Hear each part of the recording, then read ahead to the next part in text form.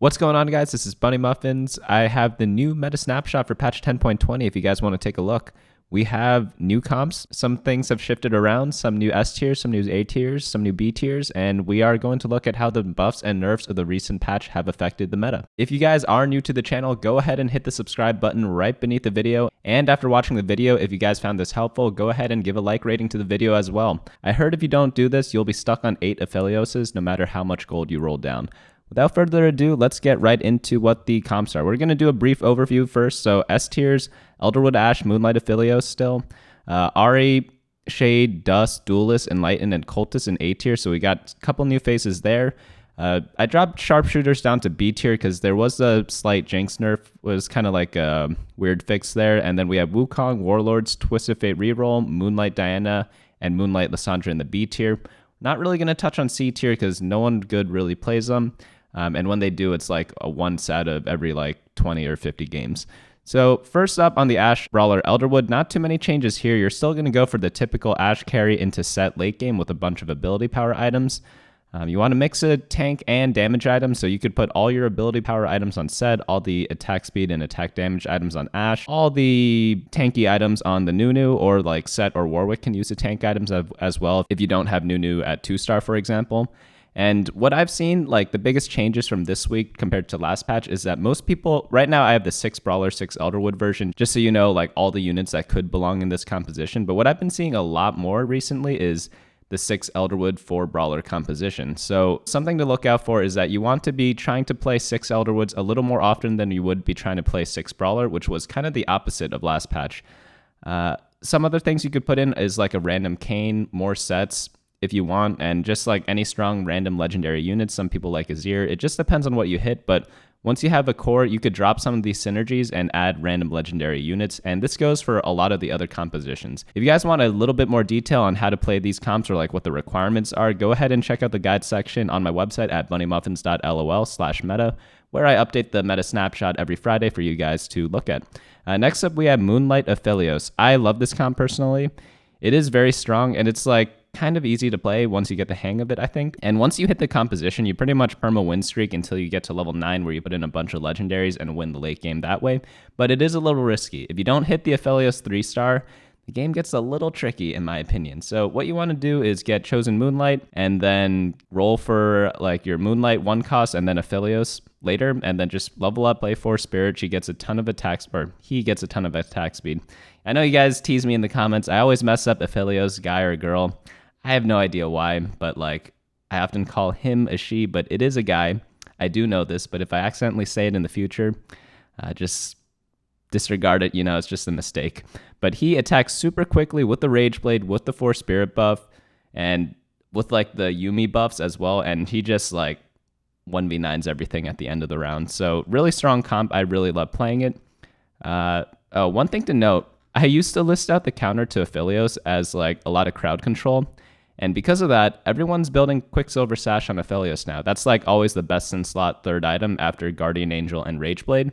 So if you look at the counter section, like I listed before, like Aatrox is good, Adept is good against this comp because he typically doesn't have Quicksilver. That's not quite the case anymore. So he does do a little less damage now because he builds the Quicksilver, but you can't have a way to stop him since that is the meta right now. Next up, we have the Ahri Vanguard Mystic build. I personally love this build too. The Aphelios and the Ahri build are probably my 2 favorite builds right now, just because they fit my playstyle a little more. So you guys got to find out what works for your playstyle. Not everyone has to play TFT the same way, but let's get into the comp. I love ability power items on Ahri. You could have like double Jewel Gauntlet, you could have like double Rabadons, you can have Jeweled Gauntlet and Infinity Edge, plus like either a Guardian Angel or Spear Shojin. I personally like Guardian Angel a little more than Spear Shojin, but I find that it's harder to build a Guardian Angel just because chain vests are very contested. Another thing you could do is blue buff. That's also an option. There are a lot of different options on Ahri, but typically it's 1 like Guardian Angel or mana item, and then 2 damage items. Next up, you want to put as many tank items as you can on Sejuani. Something like a Sunfire Cape. You could even put a Morello on Sejuani, but tank items like Dragon Claw is really good too. Gargoyle Stoneplate, pretty much any generic tank item is going to work great on Sejuani as like your secondary carry. So next up we have the Shade Spirit build. This build, it's like So normally I put these types of builds in the B tier. These are the types of comps where if you hit everything, you win the entire game, but you can only play these comps when you hit everything. So if you get like a Chosen Zed, he's going to be like one of the best comps, but like we don't always get Chosen Zed every game. You could play it without the Chosen Zed if you get like perfect items for him and like a bunch of the other units, but it's a little more difficult. But the thing is, this comp is so strong right now that it is not in the B tier. I put it in the A tier, even though it can't be played that often, because once you hit everything, you pretty much win the game. Zed just kills everyone. There's just no no getting around that, because Shade gives like so much immunity and like de-aggro that Zed never gets targeted, and then he just kills everyone. You don't even need the Bloodthirster anymore. This is like an old screenshot. But RFC, really good. Runon's pretty good too. And then you just like any damage item, like with attack speed, is going to be really strong on him, such as Rage Blade. You could do something like a Quicksilver Sash so he doesn't get CC'd by like area of effect ability. So like all good stuff here. Next up, we have the Dusk build. This is like the opposite of the build we just reviewed, where the Zed build, you could only go in certain situations, but Dusk, you could pretty much go any game. I'm pretty sure you can one-trick Dusk as long as you want, because there are a lot of different item options, and there are a bunch of different transitions you can take if you don't hit this composition specifically. So if you want to play like semi-flexibly, but within one like sort of composition, I do recommend this build because you could flex between Dusk or Cultist. But yeah, it's nothing much has changed here. The nerfs did hurt them a tiny bit, but it's still a strong build overall. Duelist, this is one of the new comps in A tier. This used to be in B tier, but I think Reroll Yasuo is really strong right now because they buffed Jax, and Xin Zhao is also a really good option as a tank. So I have here the 4 Duelist version, but if you play the 6 Duelist version, obviously you want to put in the Xin Zhao. You could even go to 8 Duelist if you get Chosen Duelist or like a bunch of Spatulas. And pretty much you go for Yasuo 3-star, get a bunch of good items on him. I think Quicksilver Sash and Infinity Edge are the most important on him. And then after that third item, you just need any random damage item, and you're good to go from there. Next up, we have Enlightened. Enlightened's pretty good spot, I feel like. You typically go like either 4 or 6 Enlightened. 6 Enlightened's probably the stronger build, but it's a little more difficult to get there. You need like Chosens and like run additional Enlightened units, but Talon with like the 3 Bloodthirster, or sorry, the 3 BF sword items is going to be really, really strong pretty much in any situation. But yeah, you just get 3 BF sword items on him. It doesn't really matter which. I think Guardian Angel's the best because it gives him a second life, but after that, like the other 2 items, it's like they're a little more flexible. Next up, we have Cultist, similar to the Dusk build, so not much else to say here. You just run Cultist over the 4 to 6 Dusk. And then now we're on to the B tier. So Sharpshooters, I had to move down a bit. They made a change to Jinx where she has her rocket not count as an auto attack, and I think that kind of knocked the composition down a little bit. It's still good, like, so if you get a great start for it, go ahead and play it, but it's just not as strong as it was last patch, so that's why it's moved down to the B tier right now. So Wukong carry is still really good if you hit it, but you can't play Wukong every game, so that's why it's in the B tier. Same for Warlords. Katarina 3, as good as she is, you can't get it every game. And then next up, we have the Twisted Fate Annie reroll. And pretty much all the mage builds right now. I've seen a lot of high elo players, like high challenger, play some of the mage builds. And some of them are even one-tricks of it, but it's only like 1 or 2 guys right now. I don't think this build has quite hit the mainstream yet, so we're going to leave it in B tier for now. Same with everything with like Vanguard, Elderwoods, for example. But once people start figuring out like how to optimize those builds, maybe we'll see them rise a lot in popularity. So we just have to kind of wait and see on that. Next up, the 2 Moonlight builds, either Diana or Lissandra. These 2 builds, like, you could go for them. Aphelios is much stronger, so I don't know why you'd go for these. But they're still pretty decent if you really want to play them. C tier, let's ignore for now.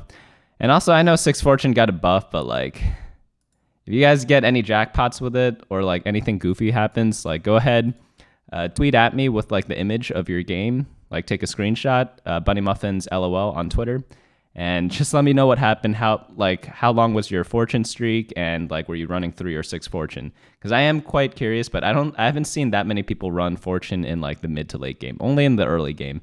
Now for the items on the carousel, the best item I think right now is Bow, because it's so good in Ashe comps, so good in Zed comps, so good in Aphelios comps, and coincidentally, I put those comps at pretty much the top of the rankings.